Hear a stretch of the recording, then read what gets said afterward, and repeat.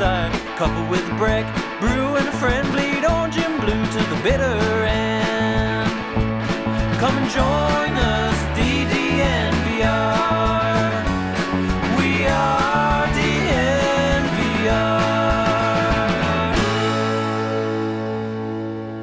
Russell Wilson is a Denver Bronco. Day 2 of that. Are you going to open every show with that? I think I have to. I mean, the vibes are still as high as possible, and I think they're going to be. Pace yourself, Zach. Pace yourself. I don't really pace myself, Mace, and it can get me in trouble at sometimes, but other times you just full throttle all the way. All right, well, whatever works for you. I'm going to take it easy. And welcome into the DNVR Broncos podcast. I'm your host, Zach Stevens, joined by my man, Andrew Mason. And before we hop into another Russell Wilson show, the first of how many? 10,000 that we'll be doing, or the third of 10,000 we'll be doing. Got to give a shout out to our presenting sponsor, MSU Denver Online. Over at MSU Denver Online, they put a dynamic education at your fingertips without forcing you to decide between earning a degree and living your life. You get to continue to work while you earn that degree, and that's something that separates MSU Denver from other institutions. And you still get an affordable and rigorous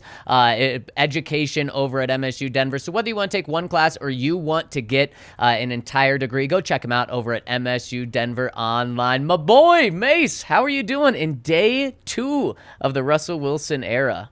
Great. I was doing great before. I'm doing great now. Good. Not better? You're the same? Doesn't really... who the Broncos have at quarterback doesn't really affect my emotions one way or the other. Whoa. You have no emotions then? No, it's just that I'm not a Bronco fan. You're a lifelong Bronco fan. I'm not. I'm excited to watch great football. I'm excited to watch fun football. I just can't get over that the Broncos went from bad and boring, literally the worst combo you can have, to now great and fun. Work is better. Yep. Social media is better. Oh yes. And last night, seeing I retweeted this. This was from a sports radio host up in Seattle, and I retweeted a comment from Hugh Millen, who also works in sports radio out there, about how the Seahawks think more of Drew Lock than it seems like the fans do. And I went through some of the responses and the quote tweets from that, and you can find them. I did some screen captures of them over on my Twitter feed. I feel bad for a lot of Seahawk fans. Yeah. But they're about to go through what Broncos country has been through. And I know there are some Broncos fans who will say, oh, it's karma for Super Bowl 48, blah, blah, blah. Watching what the fans watching what those of us in the media watched the last 6 years, I wouldn't wish that. And the Seahawks chose this. Yep. They voluntarily chose to get rid of a Hall of Fame quarterback still in his prime years as a quarterback. Yeah. They chose this. And then on top of that, they cut another Hall of Famer hours later after that news. So Wild. I can get why Seahawk fans are in this state of melancholy that very well reflects the gray skies often looming above the Emerald City in wintertime. And I'm just glad that it's somebody else's issue now. I think Broncos fans can feel their pain more than anyone else because they've lived it the past 6 years, and now they're on the high. When people are talking about Mitchell Trubisky on Twitter, the first thing I think is, oh no, the Broncos are going to be potentially signing him. And I'm like, no, wait, they're out of that. And that's, I think, where still Broncos fans' minds go to right now is, what middling quarterback are they going to get? And it's like, no, you don't have to even worry about that. And Mace, a crazy thing, I saw a report coming out from Seattle actually not too long ago, just a couple minutes ago, from Jordan Schultz, who said one of the reasons why they moved on from Russell Wilson is Russ just got pissed that Pete Carroll wouldn't change his run-first approach. And I'm pretty confident in saying Nathaniel Hackett's going to have no problem letting Russ cook and letting this offense be a pass-first offense. Think about it for a moment, that despite an offense that didn't emphasize his skills, that did try to run first, we are talking about Russell Wilson legitimately being a first ballot Hall of Famer. Mm-hmm. And already based on what he's accomplished. So what is he going to do here with an offense that has a similar nomenclature, but is going to be more tailored toward him and built around him. That part is really exciting. And look, I know there are people who say, "Oh, he was injured." Once he got a couple of games removed from coming back, he was I think 15-3 in his last in touchdown interception in the last 7 games of the year. Look, it's a good day. I'm happy. Believe me, my happiness. Here we go. So you are happy. Well, no, my happiness is personal. My happiness is that a lot of the crap that we've dealt with on social media the last couple of years, it's off my plate now. I admit I'm happy for me on that. It's glorious. It is. Absolutely glorious. It is a glorious day. It is a glorious week in Broncos country. And Mace, Russell Wilson is the only quarterback who has played for the Broncos that in their career has a 3-to-1 touchdown to interception ratio. John Elway, and obviously it was a different era, stats weren't the same, did not have a 3-to-1 touchdown to interception ratio. Peyton Manning, for as good as Peyton is, he didn't have a 3-to-1 touchdown to interception ratio. Russell Wilson does have that. Now you're catering an offense to him. Just like you said, what can he do when he has an offense and he has weapons and he hopefully has protection on that offensive line and an offensive-minded head coach? He has never had an offensive-minded head coach that is going to cater the offense around him, which is mind-blowing for a future Hall of Famer. Talk about a quarterback that's being held back and still is a Hall of Famer if he were to retire right now. It is so exciting to think about what he can become. Yeah, and it's so exciting to think about for Nathaniel Hackett as well. Mm-hmm. Yep. Coming here, not knowing who the owner was going to be, questions at quarterback, and 2 months in, you've got Russell Wilson. And that's going to give him an excellent chance at long-term success. And I will admit, I do feel a little bit bad for Vic Fangio today. Yeah. Because, somewhere he's sitting, maybe he's enjoying a drink somewhere. I hope so. On a beach. Some spaghetti. Yeah. And when that trade went down, do you think he said something like, "Mother"? Yeah. Like that? I bet he did. Yeah. What the F, George? What's this about? Because we know that's what Vic said was the difference between the Broncos and every other team. At the end of the season, it was kind of his so long to Broncos country was saying, what's the difference between the Broncos and every other team? Well, every other team has a quarterback. Now the Broncos, which is obvious. Have a quarterback. That was the thing. It wasn't just that he said it. Right. He then threw, which is obvious, on top of that. Yep. Like he just, he put the knife in and then twisted it. Yep. And I think Nathaniel Hackett in the end is going to be a better head coach than Vic Fangio, even with if they both had Russell Wilson. But there's no doubt, Mace, Vic Fangio would have been a very good head coach this year record-wise if he would have been in this exact same situation. George Payton just didn't fire him, and then he got Russell Wilson. This would be a playoff team without a doubt. Even with a potential miss game management at the end of a game, this would still be a playoff team. And then you know what, Vic would be signing an extension midway through this season. Right. We got to see how Hackett is at game management. That's part of the there's still an unknown here, but his chances of success here probably quintupled. Oh, yes. Yep, absolutely. I wouldn't be shocked, Mace. And maybe the division's going to hold him back, but I wouldn't be shocked if Nathaniel Hackett is in the conversation for breaking Matt LaFleur's record of having the most wins in his first 3 seasons as an NFL coach. Wouldn't be shocked, but you mentioned the division. Right. And it's not just the division, it's the entire gauntlet of the AFC. Right. That's why I would say probably unlikely that they pull this off. Right. But now you can't have a conversation about the best teams in the AFC without saying the Denver Broncos. It's Buffalo, it's Cincinnati, it's Tennessee, it's Kansas City, it's Denver. You have to include them in that mix. You'd probably include New England as well, perhaps. Mac, you're buying Mac a little bit. I love it, Mace. I said you would. I think I would. Yeah, I know. I've got to see a little bit more from McCorkle before. Also, I mean, if they lose J.C. Jackson in free agency, it's not going to help their cause. And speaking of free agency, Mace, this team will have other players besides Russell Wilson on it. And with getting Russell Wilson, the Broncos are going to have an opportunity to lure big-time free agents. Now, maybe they'll have to pay them a lot, but also there's a chance they're going to lure big-time free agents who want to win, who are willing to take a discount, maybe pair up with other top free agents, just like we saw when Peyton Manning was here. The Broncos got T.J. Ward. They got Darian Stewart. They got Aqib Talib. They got DeMarcus Ware. They got Emmanuel Sanders. They were able to lure all of these guys in at, some of these guys they had to pay a lot. Some of them they got on a little bit of a discount, and that's something that you can start seeing with the Broncos. And the interesting thing, like one guy you'd say was a discount was Emmanuel Sanders, but that wasn't really a discount. He was a number 3 receiver who was taking a step up. You were gambling on him being able to move up in rank,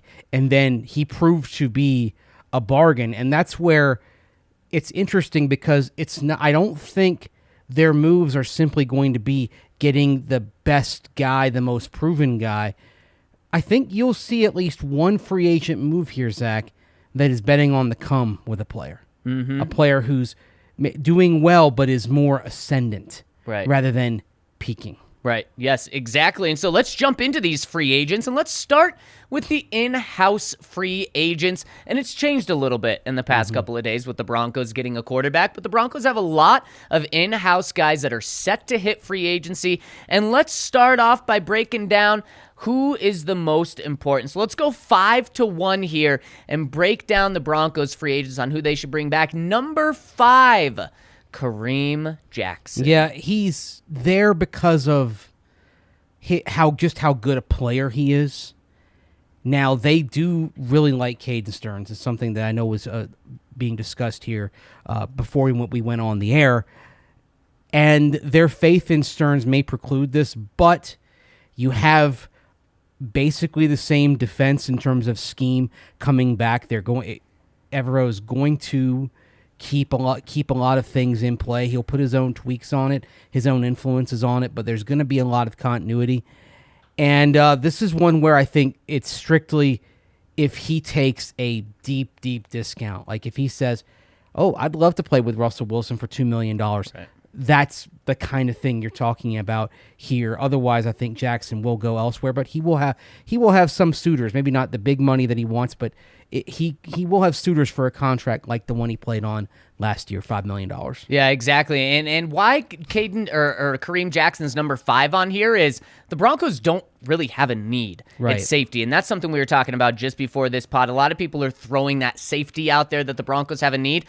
If the Broncos had a need at safety, Mace, they would just sign Kareem Jackson if they really felt they had a need there. That's easy right there. And look, what happened to Kareem Jackson's salary cap last year? Broncos had him on to be on the team next year at $10 million. George Payton cut him and said, we're not paying you that amount. Then Kareem Jackson was out on the market, couldn't find anyone to pay him $10 million. So then he came back for $5 million, half that salary. I can't imagine his value has gone back up to $10 million getting a year older, even though he did have a good year last year. But the year before, he had a really good year as well. So he is going to be a guy that his value is below $5 million right now. So if you think you have a need, if you want to make sure that you are win now and that Caden Stearns doesn't have to be put in a position to start every single game, well, then you bring back Kareem Jackson at $2 to $3 million, and boom, there you go. Then you have a great third safety in Caden Stearns. And that's the whole thing. What need exists, I think, is just on being backstop, because I feel like if you start Simmons and Caden Stearns, that's a good duo. But then who's your number 3? Do you trust Jamar Johnson, the other 5th-round safety last year who really got derailed early, missing a good chunk of camp because of COVID, but then when you got into preseason gameplay, showed some flashes. And then kind of just basically kind of a numbers game working against him, but does he take that step up? If he's made progress quietly on the practice field, and they feel like he's a good number 3, then I don't think you'll see a move here. Right. And I agree. And Higher Learning says Kareem Jackson, $7 million for 2 years. Sign me up for that. Yeah. $3.5 million a year. I certainly would do it. And also that's going to be 1 year guaranteed, most likely. Exactly. And it's kind of an embarrassment of riches. But if you do say this, we're going for it this year, then that's the kind of move you make. I think the Broncos, while they're going to make some moves to help this year, I think they're thinking a little more 2, 3, 4 years than just all about 2022. And what I love about this move is it's win now without hurting winning later, like the Seahawks or not the Seahawks, the Saints did for so long. Win now, and we know we're not going to be able to win later. Just the Packers are doing that right now. This move would be win now while you're not hurting yourself later. So I like that. All right, let's get to number 4 on this list. Offensive tackle Bobby Massey. And George Payton has said that he wants to have a long-term solution at right tackle, and this is one where if they start going through their list of priorities, does it preclude getting that long-term answer? Because they don't have their top 2 draft picks anymore, and Russell Wilson it is coming in, but you did trade a tight end, and you did trade a starting defensive lineman who led you in sacks last year to get Russell Wilson. So all of a sudden, now, right tackle may have kind of gone down the priority list, especially when you have someone like Massey, who can basically go year to year, wants to be here, played well for you last year while healthy. I think you're still looking for the long-term solution, but now you can go into the draft, maybe one of those 2 third-round picks, and say, we're going to pick a right tackle, but it doesn't have to be somebody that we're pushing to start right away, and Massey can get you by for another year, and then in free agency, you are finding the replacement for Shelby Harris. You are finding another tight end to go along with Alberto. And, man, it's just so nice to have Bobby Massey, a guy that loves Colorado, that could potentially just retire if he doesn't sign with the team he wants, and it seems like the team he wants is the Denver Broncos. Yeah. It's nice to be able to sit back and say, Bobby, we're not going to sign you Monday. We're not even going to sign you Wednesday. We may sign you after the draft and see if that guy falls to us. But, man, Bobby Massey is such a great fallback option if you need him for a one-year deal. I think you hit the nail on the head right after the draft. Even if the Broncos had not made this deal, I think they would have kept Bobby on speed dial. And then if the draft didn't fall, for them to have an immediate right tackle replacement out of that pool, then you call Bobby, bring him back on a 1-year, $3.5 million deal, and you trust him. You know what you're getting. You know what you're getting with him, and I don't think he really wants to play anywhere else. His home is down in Larkspur. That's going to be his lifelong home for him and his family. It's basically Colorado or bust for him. So, you know what you're getting. I think the fact that he wants to be here, he'll probably give you a little bit of a discount as well. Looking at the possible solutions and knowing that Peyton really wants a young right tackle at some point, I think Massey makes sense for 1 more year. People that are tuning in live, I want to hear how you think this list is going to unfold. We already have some people in the comment section giving us some predictions about where Melvin's going. Tell us who you think is going to be number 1 on this list. And when you're at it, hit us a thumbs up on YouTube, please. We would really appreciate it. It really helps us. If you're watching on Twitter, jump over to YouTube. The stream's better. It helps us more, and it also is better for the comment section. We really appreciate everyone tuning in, whether you're live or whether you're on podcast. Hit us with that thumbs up. Thank you so much. All right, let's get to number 3. After Bobby Massey, we have Josie Jewell. Yeah, and they're going to sign an inside linebacker, whether it's re-signing or bringing somebody in. I don't think it's going to be multiple somebodies. I think it's going to be one somebody. And let's say Evero is thinking sub packages, a lot of 6 defensive back looks, right? Mm-hmm. If that's the case, then somebody like Bobby Massey, who is very clearly a base package in the box guy, is a perfect fit for what you want to do. Yep. And again, schematic consistency means that he did well in his role in Vic Fangio's defense. He'll almost certainly do well if brought in under Evero. Organizationally, he's well thought of. Yeah. You can probably get him on a relatively cheap contract. I'm thinking something like coming off the injury, 2 years, $8 million, maybe a $5 million guarantee. I like the idea of bring Josie Jewell back. Man, Mason, I'm right there with you on everything you said. The three people we've talked about so far, they're pretty much all $3.5 million is what we're talking about, and that shows at least these first three aren't big time guys. It's not gonna cost you a lot to keep them, and that's good because the Broncos do have a lot of money to spend, but they don't have like $70 million like the Colts do. Right now, they're sitting at $26 million in cap space. That could change if they rework Russell Wilson's contract. They could rework other contracts to get more money, but $26 million is enough to sign your own guys and maybe sign one big time guy, sign a couple other starters, something like that. Yeah, exactly. All right, let's get to number 2. A lot of people guessing Melvin's gonna go number 1, and 2 is Bryce Callahan. You need a slot corner. Yes, you do. You're gonna play a lot of nickel and dime. It's gonna be nickel's gonna be your base.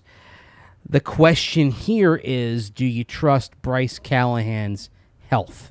Right. That's the key thing. Now, that being said, you found some things that you liked in Michael Ojemudia when he had to come in late in the season. So if you look at it and say, all right, we could have a quartet of Surtain, Darby, Callahan, and we accept that Bryce Callahan's probably going to miss anywhere from 4 to 8 games. Do we trust Ojemudia for those other games? If that's the case, then bring back Bryce Callahan, because when healthy, you're still not going to find a better slot. How about 2 years, $7 million? Maybe just hit that sweet $3.5 million. Yes. You're 100% right. And I actually really like this because this is a way to have a very good, maybe the best starting slot corner in the NFL on a relatively affordable contract, because you have to take into account that he's going to miss games. I mean, last year when he was asked about his health, I think someone asked him, do you hope to play 16 games? He was like, of course I do. It's not my fault, but I just always get hurt. So listen to him right there. You're going to miss him. And then it's a perfect way to introduce a rookie, whether you draft one. I mean, Broncos love third-round cornerbacks. Maybe they go that route again. Or it is Michael Ojemudia, and it's kind of a soft start for him. You get to see if he can be the guy in a short-term situation. If he can, then you feel comfortable moving on from Bryce after this year or not signing him to a contract after this year. Historically, you can find good slots day 2, day 3, right, as well, right, to develop, and I think that buys you time. Bryce Callahan would buy you time to do that. He would. And number 1 on our list, did people nail it with Melvin Gordon? Yes, they did. Melvin Gordon, number 1 on this list. And you know what? I feel like we're having the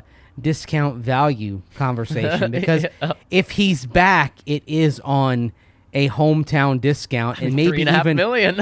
And maybe even the level of that discount might have increased with Russell Wilson walking in and knowing how close Melvin and Russell are going back to their days at the University of Wisconsin. Yep, exactly. And what I've been told by people is that as long as Melvin Gordon isn't insulted by an offer from the Broncos, he wants to be back. Now, does Melvin Gordon see a contract as being insulting if it's under $5 million? Does he see it insulting as if it's just the vet minimum? That's something I don't know. 3.5. You re-sign him if you can get him for $3.5 million. And in that conversation, he's probably understanding that instead of him being the 1A running back and Javonte being the 1B last year, it's going to be flipped. I think one of the things you do as a sweetener maybe is that you throw in some incentives as well. Yeah. So it's flipped. He's 1B. If something happens to Javonte and Melvin has to carry the load and he ends up hitting those targets, you happily pay that. Pay the incentives. You're thankful for that. And also, but will he take that? Because he makes sense for some other teams as well. Melvin Gordon's number 1 on our list. Yeah. We really like him. We really appreciate what he's done for the team, what he can do for the team. I think he can do more for the Buffalo Bills. I agree. And also get more money. So, man, as much as I think he'd be great on the Broncos, I just think he would be maximized somewhere else. Yeah, Buffalo is the one that you just look and say, it makes so much sense. Yeah. Because they are at the cusp of winning it all. Someone like him really could push them over the top. Yeah, really could push them over the top. And if you want to be pushed over the top in terms of the way you're feeling, check out our friends over at Athletic Greens, where, man, they've made all of us here at DNVR feel much better. Gut health, you get your greens in, and one of the key things is the probiotics. You have to keep your Athletic Greens refrigerated because of the 75 million probiotics, billion, I think it is even, probiotics that they have in it. And all you do, you wake up in the morning, Mace, you take it out of the fridge, you put 1 scoop and 8 ounces of cold water, drink it down, and it makes your day start fantastic. I've been on this for about a month now, and it has made me feel so much better. Athletic Greens is fantastic. They have over 7,000 5-star reviews on their website. It's used by professional athletes, and it costs less than $3 a day, so it's cheaper than your coffee addiction. So you got to get in on Athletic Greens, and when you do, go to athleticgreens.com/Broncos, and you'll get 5 free travel packs and a free 1-year supply of immune-supporting vitamin D with your first purchase. That's 5 free travel packs and a free 1-year supply of immune-supporting vitamin D. Just go to athleticgreens.com/Broncos to feel a lot better. Also, check out our friends over at Lightshade Dispensary. You can use the code DNVR, get 25% off each purchase. You can shop online and visit a Lightshade location near you to pick it up. Here's what they've got, for example. Wana Optimal's Fast to Sleep, 20 to 100 THC of CBD. If you need to catch up on some shut-eye after the big game, you can take those Optimals, and no matter when you take them, they'll leave you feeling rested and refreshed in the morning. And compare that to over-the-counter pharmaceuticals, which will knock you out and they'll leave you in a fog. That's not the case with those Optimals. Those fast asleep gummies will also offer a holistic plant-based solution that tackles the root causes of sleeplessness like stress and pain rather than simply inducing drowsiness. Fast-acting sleep aid. They'll have your eyelids feeling heavy in just 5 to 15 minutes, and they've even got a good flavor on them, Dreamberry. You can find Wana, all their products, including those fast asleep gummies, at Colorado's premier dispensary. That's Lightshade with 10, soon to be 11 convenient Denver, Metro, and Aurora locations. They offer something for everyone, from the casual consumer to the connoisseur. They've got a premium selection of cannabis concentrates, top shelf flower, edibles, tinctures, accessories, and more. And you get 25% off your order by using the code DNVR. Shop online at lightshade.com for pickup, or for pickup, visit a Lightshade location near you. Mace, there is no better time to join our family over here at DNVR than right now. We got the Avs in a massive playoff push. We've got the Nuggets going to make a championship run just like the Avs are going to. And the Broncos, man, they're going to be making a championship push of their own starting this year for the next decade. So get in on our family. Go to thednvr.com, sign up to join our family. And when you do, you'll get a free t-shirt when you get that annual membership. And you'll also get the opportunity to comment on our podcast, which we'll get to in the third segment. And when you're at the DNVR bar, you get a member beer. And of course, check out the DNVR bar for happy hour. We got that going on every day. And come by the bar to watch the Avs, Nuggets, Rockies when they're back on, and Broncos games are going to be lit here at the bar. So make sure you're stopping by the bar, and make sure you're going to thednvr.com as well. All right, Mace, let's jump into a bigger picture of these free agents.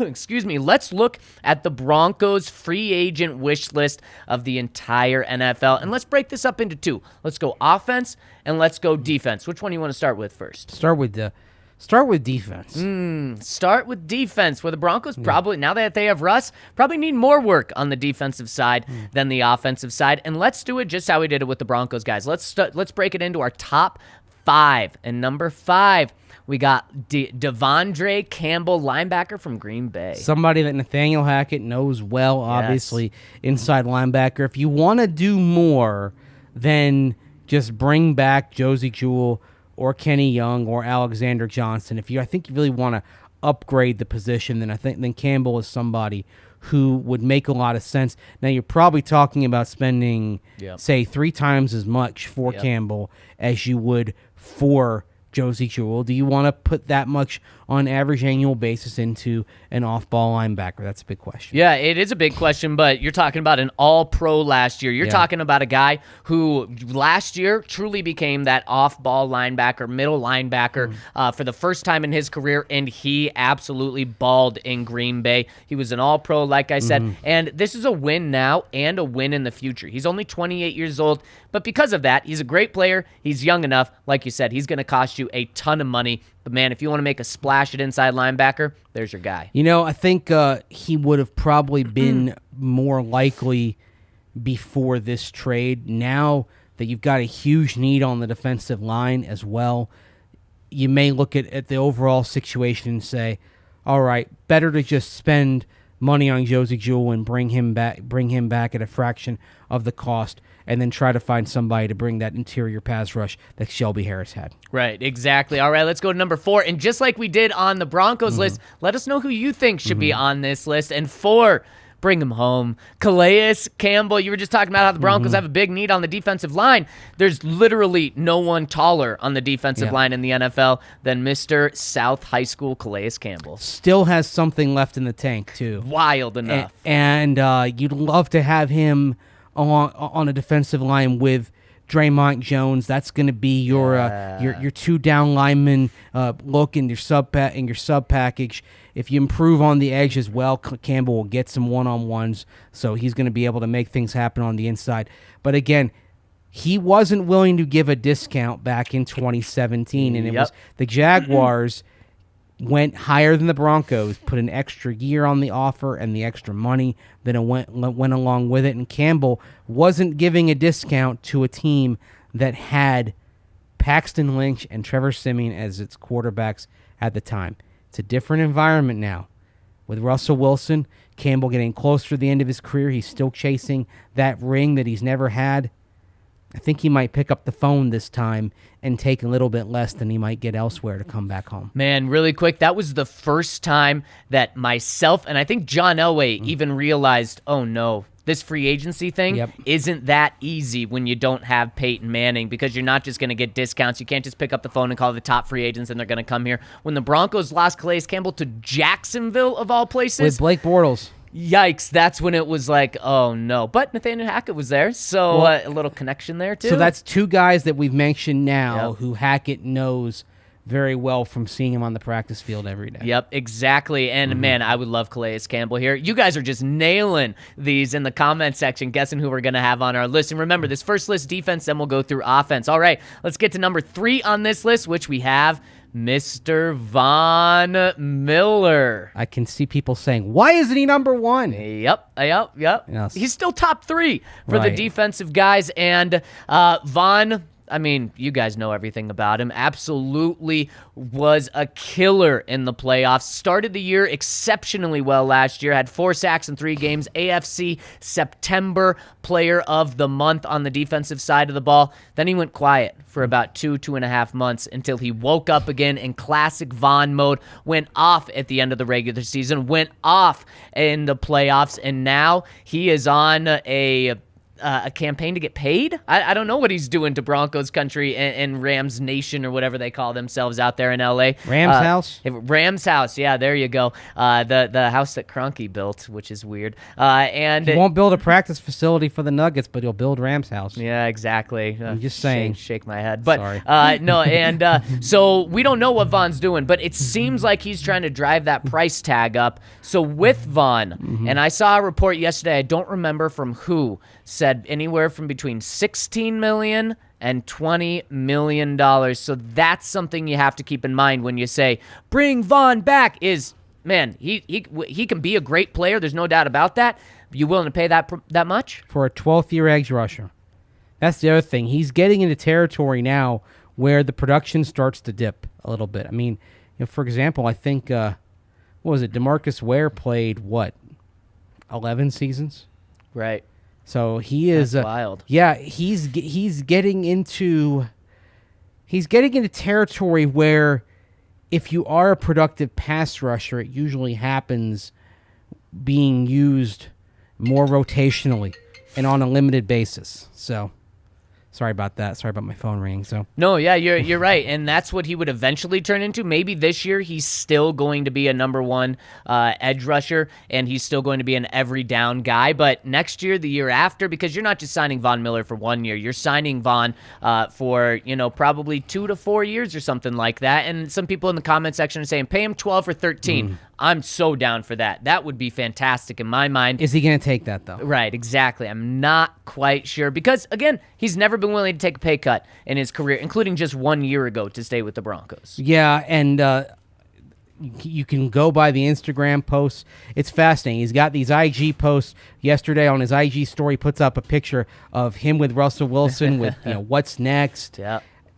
And then he has the statement that he issues to Josina Anderson saying that the first choice is the Rams. And everything else is kind of a contingency plan at this point. He's throwing everyone for a loop and driving his value up. He's doing a great job at that. All right, let's get to number 2 on this list.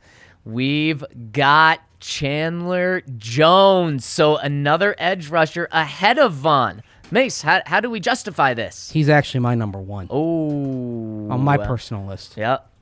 And so tell me why. Why? More productive in recent years than Von Miller. Mm-hmm.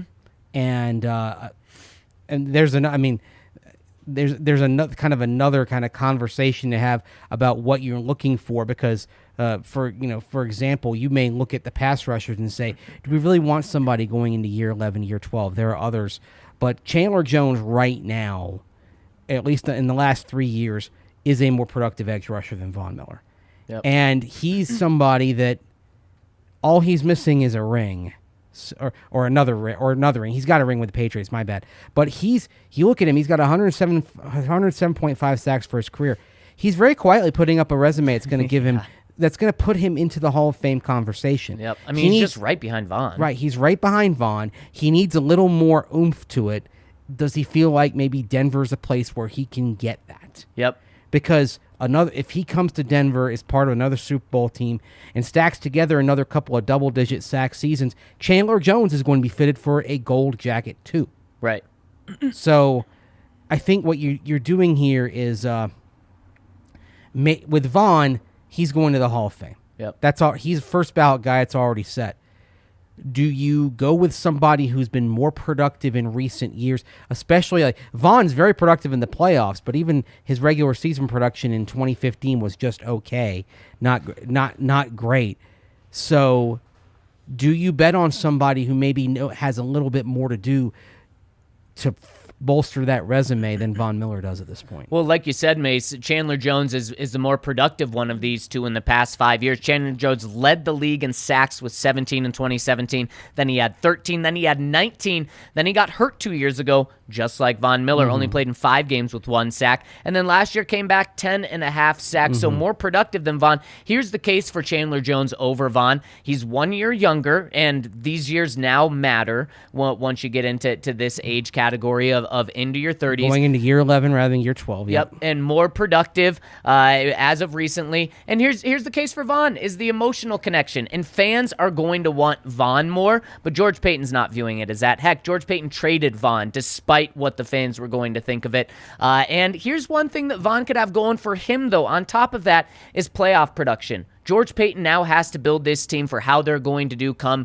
mid to late January and February. And Chandler Jones has nothing to say that he's not going to produce in the playoffs. But Von Miller, man, he's been a beast in the playoffs. So those guys, in my mind, very close, but we give the nod to Chandler Jones. And now number 1, he was number 1 on my board, and Ryan was actually the tiebreaker for this one, J.C. Jackson. But Mace, he was also high on your list. He's number 2 on my list. Right. And it's a question of just what do you want to do at cornerback? Do you just say, okay, let's bring back Bryce Callahan?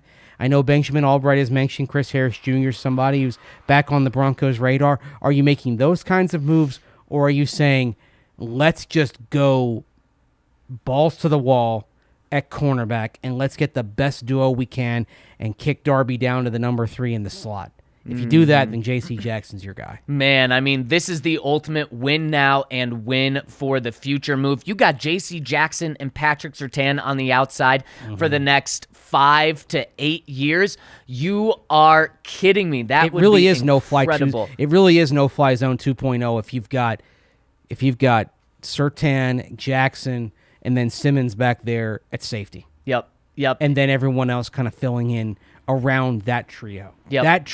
That truly you could call no-fly 2.0. Yes, you absolutely could, and that would just be so exciting. Now, he's going to cost you tons of money, but if you want that investment, man, he is the guy to go after. We have someone saying, how in the world do you not have Bobby Wagner in here? Well, let's get up our honorable mentions right now, because Bobby Wagner leads the list of honorable mentions. Don't worry, we didn't forget about him. You also got the Honey Badger, Carlton Davis, Akeem Hicks right there. Mace, we're hitting inside linebacker. We're hitting safety if you want to go for a big splash instead of just Kareem Jackson or a rookie. Carlton Davis if you want to go with another great cornerback option. And Akeem Hicks, there you go, defensive line. We're covering everything on the defensive There's side. one name missing on there that I think we need to get in, and that's Hassan Reddick from Carolina, who was in Arizona. And I loved Reddick coming out of Temple. Arizona didn't really figure out how to use him because it was, is he an edge? Is he an inside backer? Well, they worked him inside, and he was just okay. He actually, even in his third year as an edge, was a rotational guy, or as an inside backer, rotational guy, only started 3 games. Then he goes to the edge in 2020, 12.5 sacks, goes on to Carolina last year, 11 sacks on the edge. And this is where, if you want to bet on somebody who appears to be entering his prime, who's on the come. He's 27 years old, won't turn 28 until late September. You're betting on somebody who is really just stepping into those prime years, and in year 3 as an edge could be ready to explode. Then I think Reddick is the horse to ride, and I would not be surprised if he's somebody the Broncos really key on potentially in this market. I love it, and man, so many of you in the comment section are saying, where's the offensive line protection for Russ? Don't worry, we're going to get to the offensive guys in just a second. I got to tell you about our friends over at Strava Craft Coffee. Mace said you got to pace yourself, and I say, I don't have to pace myself because I'm just riding that Strava Craft Coffee to give me that boost of energy that I need just, for the next 10 years when Russell Wilson is here. You're then maybe I'll have a coffee buzzed, crash. Zach. Perpetually buzzed, and you can get that over at Strava Craft Coffee. And a lot of people say Strava Craft Coffee, because it's CBD infused, you don't feel the coffee jitters, so you can drink as much coffee as you want without feeling the jitters. The CBD also helps relieve aches, pains, headaches, migraines, anything that's going on, it helps relieve. And if you use the code DNVR25 over at StravaCraftCoffee.com, you'll get 25% off your first order of this delicious CBD infused coffee. And then after that, go to StravaCraftCoffee.com, subscribe, and then you will get 20% off every single order after that. So check them out, StravaCraftCoffee.com. Use that code DNVR25. Also, check out our friends over at Green Mountain Dental. We've had several DNVR listeners switch over to Green Mountain Dental Group over the years and make them their permanent family dentist, and they'll reach out and let us know just how great their experience was. We love hearing that from our listeners, so if you go to Green Mountain Dental, tell us about your experience. And if you don't know, Green Mountain Dental Group is in Lakewood. They're the best damn family-owned dentist in the metro area. They're Colorado sports fans just like everybody at DNVR, and they are going to make you feel like part of their family. You become a new patient, they'll send you a personal card. If you become a new patient and schedule a cleaning, x-ray, and exam, you'll get a free Sonicare toothbrush. And that Sonicare toothbrush, you know what? It's going to have good brushing habits, going to promote those with you. It'll beep you every 30 seconds to let you know a different quarter of your mouth to brush. That is not just a throwaway giveaway. That's something terrific, and they'll give you that to make sure you're taking care of your teeth. They'll treat you like family, like I said. They'll send you birthday cards. They're a longtime DNVR partner, and in Lakewood, they're only 15 minutes from downtown Denver. So remember, get a cleaning, x-ray, and exam at Green Mountain Dental, and get that free Sonicare toothbrush at Green Mountain Dental today. Exactly, Mace. Let's hop over to the offensive side now and see if all of y'all's projections are right. Let's get to it. Number 5 on the offensive side, we've got offensive tackle Dwayne Brown. Just, Mace, give Russ his protector that he had in Seattle. The thing that was interesting as you and I were going back and forth on this, Zach, is you're not afraid to move somebody around. You're like, nope. Dwayne Brown, okay, you can move him to the right or you move Garrett Bowles to the right. Yep.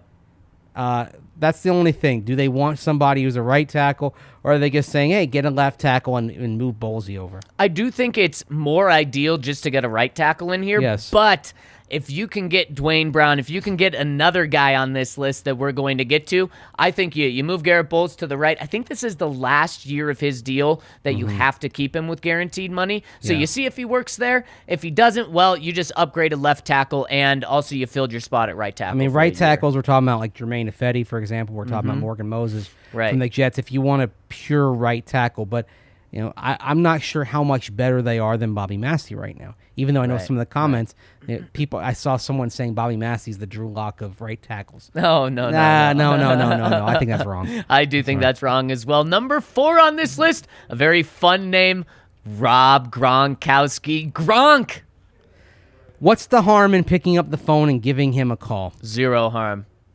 I mean, talk about a guy that's going to bring energy along with Russ, along with Nathaniel Hackett. Oh, boy. Now, one thing is that it can be pointed out that Russell Wilson has sometimes underutilized his tight ends, but that could be more schematic than anything else. We're talking about now going into an offensive-centric mindset. Nathaniel Hackett, he's had productive tight ends. And oh, by the way, don't forget, your offensive coordinator, Justin Outten, what was he coaching in Green Bay? He was coaching tight ends. This offense is going to involve the tight ends. Yep. And that is something to watch. So why not call Gronk and see? Let him say no. He showed in Tampa Bay he's still got plenty left in the tank. He's not just a terrific pass catcher. He'll block as well.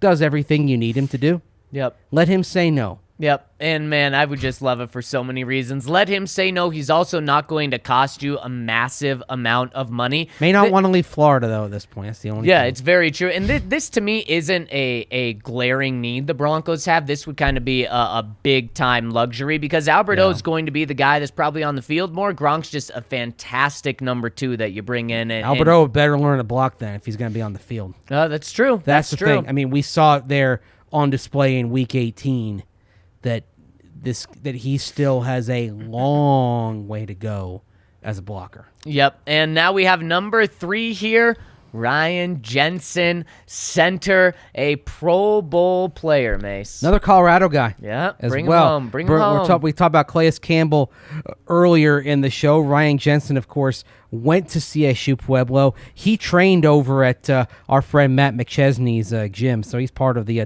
Dungeon family. He's a Fort Morgan guy. Is Ryan Jensen. Tough as nails. No surprise that he really balled out down in Tampa Bay, but the Bucs facing kind of a rebuilding. As a Bucs fan, I'd like to see them re-sign Ryan Jensen, but here's the thing, though. If you bring in Ryan Jensen, what does that mean on the offensive line? On the interior offensive line, it means you're moving on from Lloyd Cushenberry. Yep. Also, I mean, Dalton Reisner very much in danger because I think the only thing we know for certain today on the interior of the offensive line is Quinn Miners is going to be a first-teamer. Yes. But with Graham Glasgow back, he could be center. You could target center in free agency. You've got Netani Muti still in there. And, of course, Dalton Reisner going into the last year of his contract. Yep, exactly. All right, let's get to number 2 because there's going to be a theme with these last 3. Brandon Scherf bringing in an offensive guard. Yeah, shooting for the moon here with Scherf. Yep, it's going to cost you a ton of money. Right. You're getting a damn good player. Do you want to spend that much on the guard position? Yeah, probably not, especially because the Broncos have so many pieces that could fill that role. But you bring him in, and you are getting a massive upgrade. And let's get to number 1 really quick because I have a conversation for all of these guys. 1, we're going Armstead. A huge upgrade at left tackle. And then what I'm doing, sliding Bowles to the right. Yeah, see, this is the thing. Like, my list was totally different than yours. I'm like, are you talking, like, if we're talking about talent, yeah, Terron Armstead ought to be at or near the top of any free agent list that you're making. But who's moving? Like that's the thing. Garrett Bowles is moving without a doubt, easy. You have no problem doing this. No, I don't have any problem doing this because, again, worst case, Garrett Bowles doesn't work out on the right side, but you got yourself a massive upgrade at left tackle. Feels kind of like a little bit of a luxury item here, though, I think. It could be, but in one thing I've seen in the comment section, some people saying protect Russ, other people saying Russ is mobile, you don't have to worry about it. No. That is not how you treat your franchise quarterback. Yes, Russ is mobile. Don't make him use that mobility. Don't make him be running for his life all the time. That's one of the reasons he had big-time issues with Seattle. Don't bring him here and then say, we're going to do the exact same thing that Seattle did to you. No, you don't really need a tight end. You don't really need a running back. You don't really need a wide receiver. What you need on offense is offensive line. I would rather them fix the tackle spots first and then move in, but if they want to improve the center position, if they want to massively improve the guard position, I am all for it. You do whatever you need to do to protect Russ for now and in the future. Does left tackle need fixing? It could be upgraded. It doesn't need fixing, but it could be upgraded. I mean, that's the thing. Like, Garrett Bowles is probably, at this point, even though he was not in 2021 what he was in 2020, Garrett Bowles might be the best left tackle that Russell Wilson's worked with. Potentially. Yeah. It doesn't mean he's the best out there, though. Right. If you just want to kind of throw every resource at the offensive line, and it would be quite the opposite of what Seattle did. No doubt about that. Of course, the other thing is also you need to figure out tight end, because with Alberto, he has not progressed enough as a blocker. I mean, he's a good pass catcher, but you do need to find somebody who's going to block. And also, Eric Salbert is a free agent. You can bring him back, but do you look for somebody who's a little more complete, or do you look for a tight end who maybe a tight end who, like Alberto, is on the rise, and you have two young guys and you see where they go. Mm-hmm. Yep, and I just think that the Broncos don't have a massive need on offense anymore now that they got quarterback figured out. So we were just building this list, looking at the top guys, and you can upgrade, but you're really going to want to upgrade anywhere. It's going to be the offensive line. All right, Mace, let's jump into the comment section, but before we do, let's hit a couple of super chats coming in. First one coming in from Sean. He says, why does Mike Kliss keep shooting down Von return? And that is something interesting. Mason, you see people that are connected with the team. You see that Von continues to the interest in the team seems a lot lower, and I actually have heard that as well this week, that it's not that Von is not going to return, but the Broncos, and I heard this week, that the Broncos may just be looking in other directions. I don't think he's their top priority at Eggs right now. He is not. And I think part of it is this. Something happened after they traded Von Miller in that locker room. You had other voices that suddenly became more empowered as leaders. Von Miller, everyone deferred to him because he's Super Bowl 50 MVP. He was the senior member of the defense. But he didn't have that DeMarcus Ware leader type of personality in him. Right. And that's something that's been missing. So Von being out there was always a little bit of a deference to him, but maybe that wasn't the right personality. He's out of the mix, and then you see Shelby Harris, who just got traded. His voice became more prominent. Bradley Chubb's voice became prominent. And then Justin Simmons' voice really became more prominent. This is Justin Simmons' defense at this point. Right. And what happens if Von Miller goes back in? Does that kind of shift the dynamic a little bit? Maybe you are better off just having somebody else that allows for Simmons, who probably is more of a true leader for the defense than Von Miller was, to be that guy. That I've at least kind of putting the pieces together as far as what I'm hearing. That's kind of the general sentiment there. Also, the Broncos have a better understanding than anyone outside the building of what Von's price tag is going to be. Yeah. And a lot of fans keep saying, 10 to 13, pay him 10 to 13 million. It's going to be more like 16 to 20, and that is definitely going to make the Broncos hesitate. All right, let's get to another super chat from Cody. He says, just watch Wilson precision passing Pro Bowl this year, considering that's after surgery, and I've got the biggest smile right now, LOL. Or just watch some of his later season games. The Pro Bowl? Yeah, the Pro Bowl. And it's the precision passing. That's a deep dive there, Cody. I'm very impressed with that. He's going to have some deep balls that are going far and just dropping in perfectly. Well, that's what Nathaniel Hackett wants to do. He wants to go vertical. And he's a perfect quarterback. He really does. He does fit. If you put together Nathaniel Hackett's descriptions, intelligence, toughness, accuracy, athleticism, a nice bonus, wants to take vertical shots, Russell Wilson does really fit what he wants to do. Yep, he certainly does. All right, another super chat coming in from Dylan Smith says, I think we will end up with a great haul in free agency as well. I can see Armstead, Miller, and J.C. Jackson come. Holy cow, if they do that on top of Russ, woo! Never looks like that, though. It doesn't. It never looks like the Madden free agencies. And one of the things, except actually 1 year when they had Peyton, that was a Madden free agency. Even then, it was interesting because, like, for example, T.J. Ward comes in. He wasn't regarded as safety one. the Broncos had success kind of going with number 2 or number 3 on the market.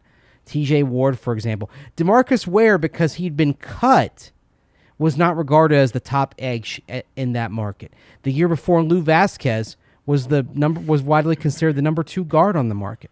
So it's not necessarily about getting number 1, but sometimes maybe you get a bunch of 2s and 3s, and that's the best overall use of the resources. Like Emmanuel was. And that was smart. There was projection involved because you were saying he's going from being a 3 to being a 2. Right. Can he do that? Because the whole genesis of that was you couldn't afford to give Eric Decker the wide receiver 1 money that he wanted.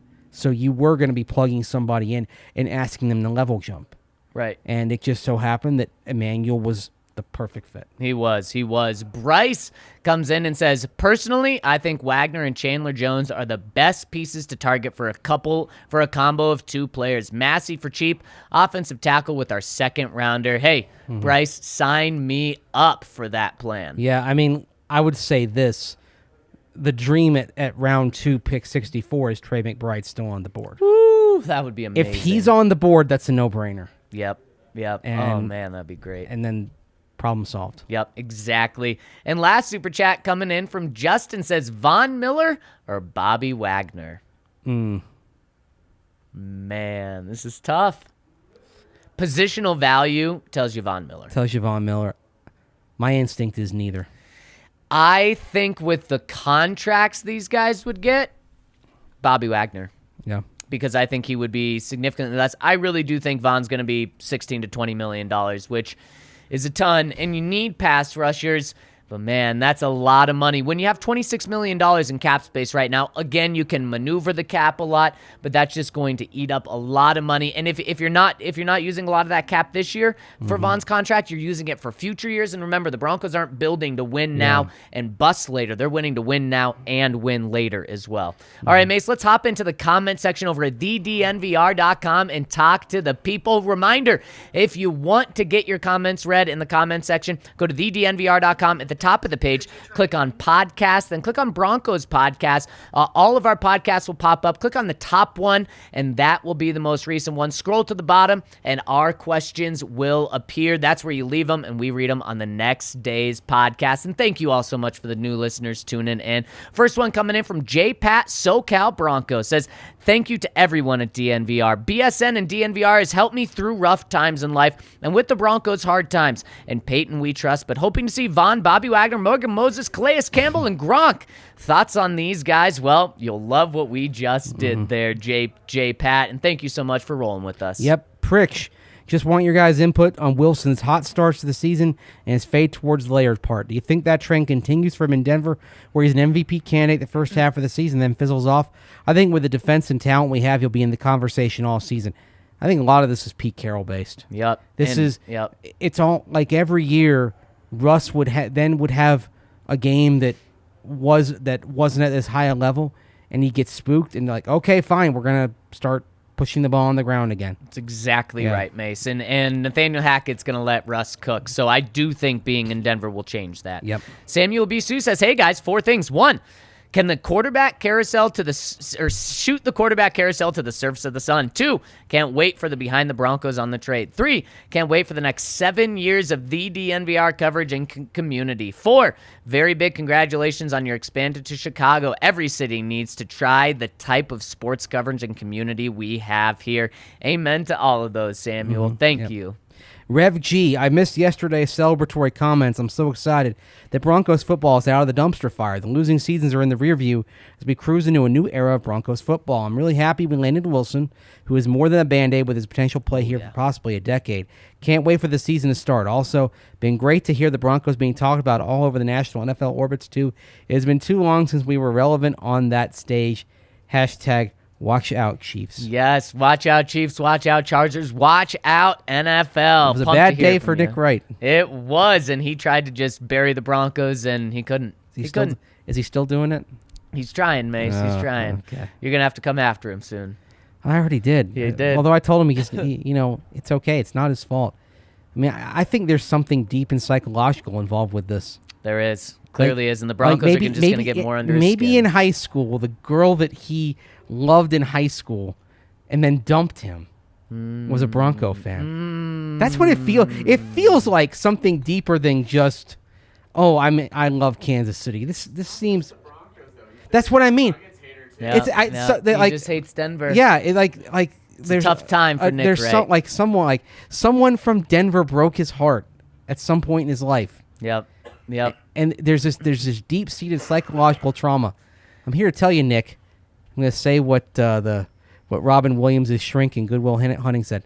It's not your fault. Not your fault. And Chris says he's Nick wrong. There we go. Yeah. Next one coming in from Fangio. Schmangio says, boys, think back to how big the then BSN and now DNVR has become while the Broncos stunk up the NFL, and imagine where you'll go with the Broncos being relevant again. I'm so pumped about it. So pumped for all of our new listeners. So pumped for everyone that's been rolling with us. So we're about to have the time of our life. I'd give up something important on my body to go to the DNVR bar and get one of the beers with you boys. Is the NFL Hall of Fame becoming crowded? Down here in OZ, one of our football codes we have is called the Immortals, who are truly the best of the best. There's only currently 13 of them. Is this something you would like to see implemented in the NFL? Bottoms up. Oz, short for Australia. Oh, Oz. Okay. Yeah. We said OZ. I know, but it was capital O, lowercase z, like the Land of Oz, like Wizard of Oz. Okay, Yeah. totally went over my head. Sorry, Fangio. Well, you don't know the Wizard of Oz? Of course I do. Yeah. Okay, you know something before 1990. That's good. Yeah. All right. Creepy movie. It is kind of a creepy movie. Yeah, that's true. Anyway, that's a good, interesting thing. I don't think the Hall of Fame is too big. I think that, if anything, I don't think they honor enough people. But there's sort of that unofficial creme de la creme. Like they did the NFL 100, for example. Although it's interesting, you have somebody like Billy White Shoes Johnson who went in the NFL 100 without being in the Pro Football Hall of Fame. That's crazy. Which is crazy. I agree. He should be in the Pro Football Hall of Fame. I think there is, but even like beyond that, like I think there's kind of that real high pantheon, and you know, like Peyton's in there, right? Yep. Tom Brady's in there. Yep. Walter Payton is in there. Jim Brown is in there. I mean, it's obvious who those guys are. It's unofficial, but it's known. Right. And I think that group is already there, and I think it's first ballot Hall of Famers. And that's who makes up the elite of the elite in the Pro Football Hall of Fame. Okay. I think it's even higher than that. Because he's saying like 13. Right. That's I think true. this is just one of those things. It's just... Off the top of your head, what's your guess of how many first ballot Hall of Famers? I don't know. Well, like you literally had like dozens of them in 1963, for example. So I'd say probably the list of first ballot. I would guess there are more people on the NFL 100 than there are more first ballot Hall of Famers, pardon me, than on the NFL 100. So triple digits. I'd say. Okay. But I don't know. I'd have to look that up. That would take some study. Speaking of Hall of Famers, Mace, Kendall Hinton, Hall of Famer, coming in next, says, I had another comment in mind, something that would express my excitement about Russell Wilson, but then I saw Nick Wright open his mouth and said that somehow made him look, to put it kindly, less capable of understanding football or formulating logical thoughts than we thought, and we didn't make much of him to begin with. He said, Russ is on a worse team. Both teams will see this trade didn't work out. Denver is a wild card contender at best. Honestly, I don't get mad at laughable clown-type statements, but when someone so desperately driven by desire to be acknowledged or make money or whatever puts such verbal diarrhea out there in the world because of whatever bias he has, it's critical that he be called out and that absolutely no one, take him seriously.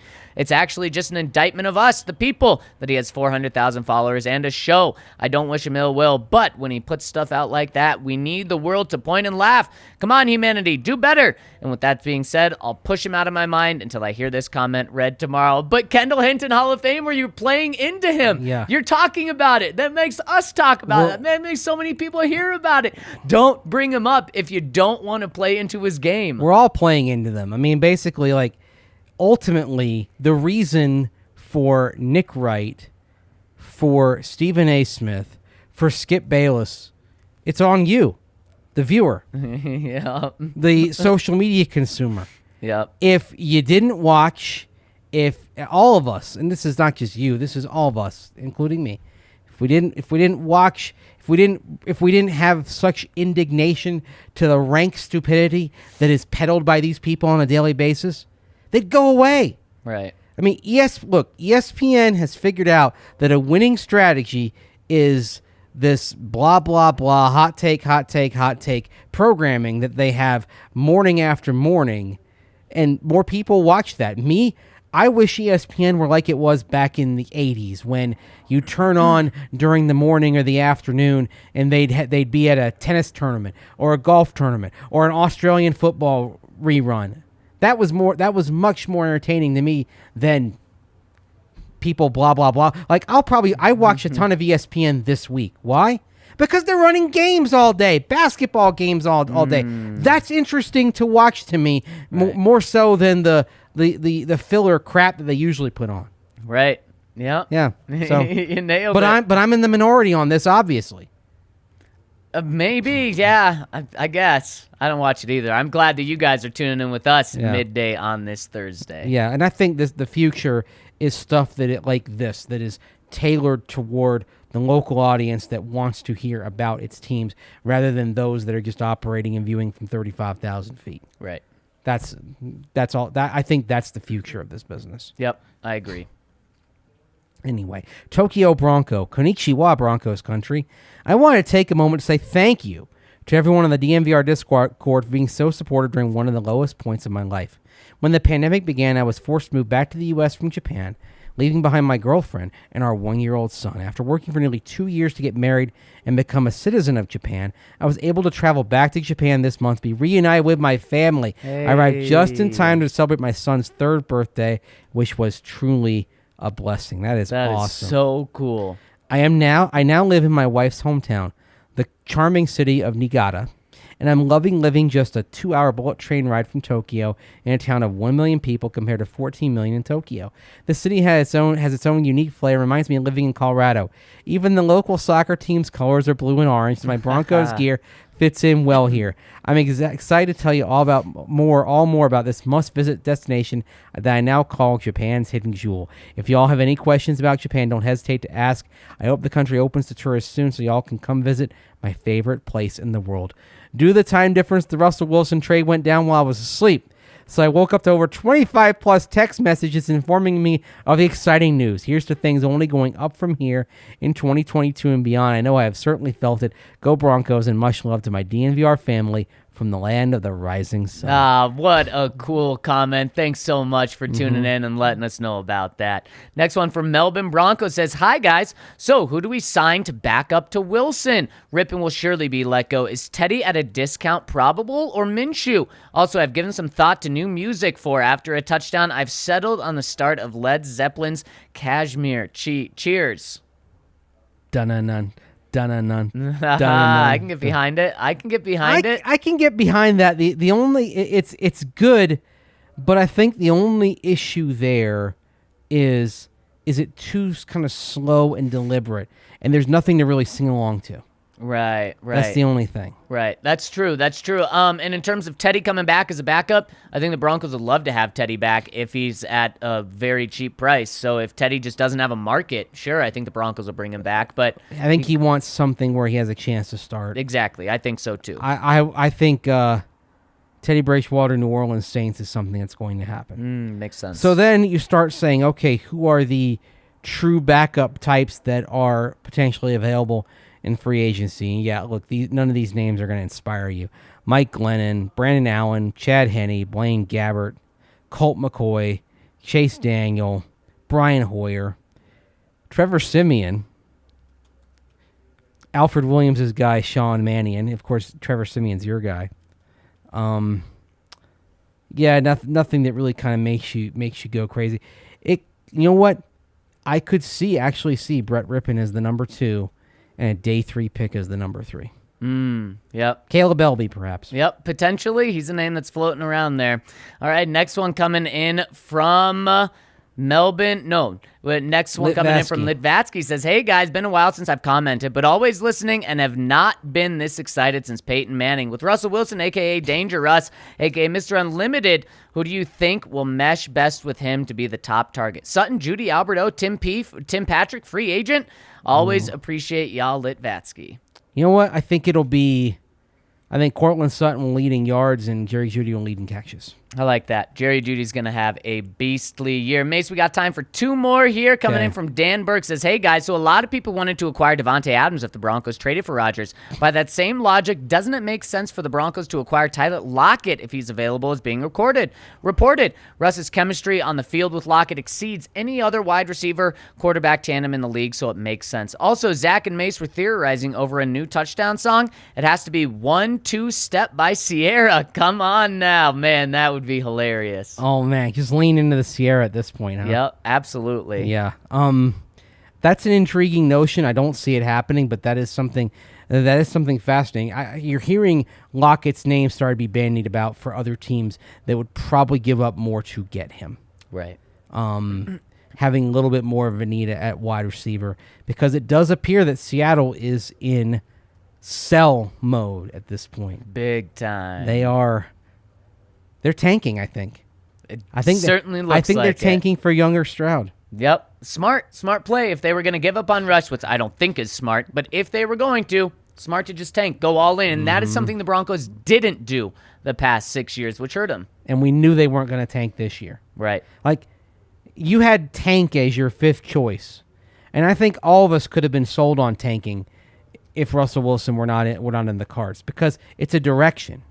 But that's not something the Broncos were going to do, especially going into a year with ownership questions, where you have a new coach and a GM that probably want to prove themselves. Now, that new coach and GM are the guys that got Russell Wilson to Denver, that got a quarterback.